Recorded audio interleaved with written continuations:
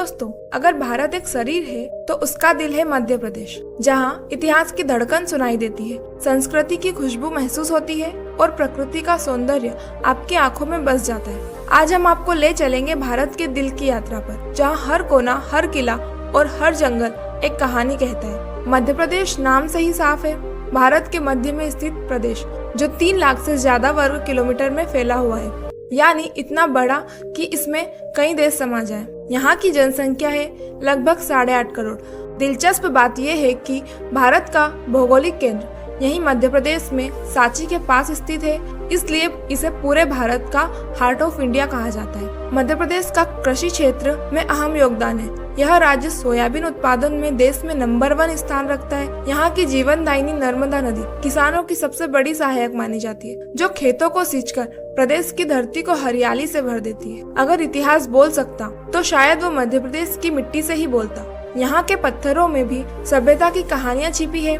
भीमबेटका की गुफाएं, जहाँ करीब 10,000 साल पुरानी मानव सभ्यता के निशान मिले हैं, यानी जब बाकी दुनिया पत्थरों से खेल रही थी, यहाँ लोग चित्र बना रहे थे। फिर आया मौर्य काल, जहाँ सम्राट अशोक ने सांची स्तूप बनवाया, जो आज भी शांति और बौद्ध धर्म का प्रतीक है। और जब मध्यकाल आया तो यहाँ की जमीन पर राज किया ग्वालियर, मंडू और ओरछा जैसे रियासतों ने, जहाँ के किले आज भी वीरता की कहानी कहते हैं। मांडू का जहांगीर महल, ओरछा का रामराजा मंदिर और ग्वालियर का किला, हर जगह आपको लगेगा मानो इतिहास आज भी जिंदा है। मध्य प्रदेश सिर्फ इतिहास नहीं, यह प्रकृति का सबसे सुंदर चित्र भी है।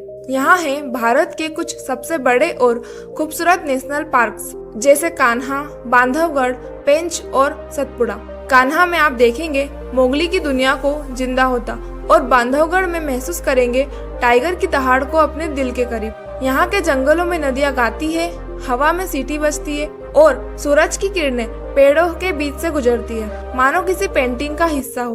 और अगर बात करें झरनों की, तो भेड़ाघाट का धुआंधार जलप्रपात, सफेद संगमरमर की घाटियों के बीच से बहती नर्मदा नदी, वो दृश्य किसी स्वर्ग से कम नहीं।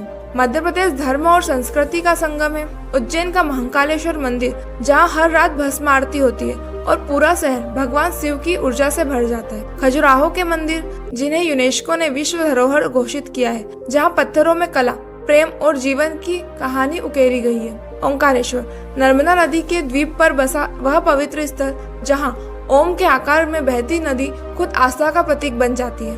और दोस्तों, अगर आपने कभी सांची स्तूप, चित्रकूट या अमरकंटक नहीं देखा, तो आपने भारत की आत्मा का एक हिस्सा मिस कर दिया। आज का मध्य प्रदेश सिर्फ इतिहास और संस्कृति नहीं, बल्कि भविष्य की ओर भी बढ़ रहा है। इंदौर, भोपाल और जबलपुर आज स्मार्ट सिटीज में शामिल है।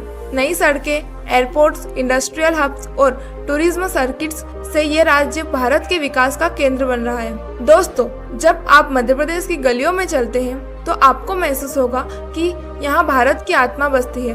कभी मंदिरों की घंटियों में, कभी जंगलों की सरसराहट में, कभी लोकगीतों के सुर में, तो कभी किसी मुस्कुराते चेहरे में।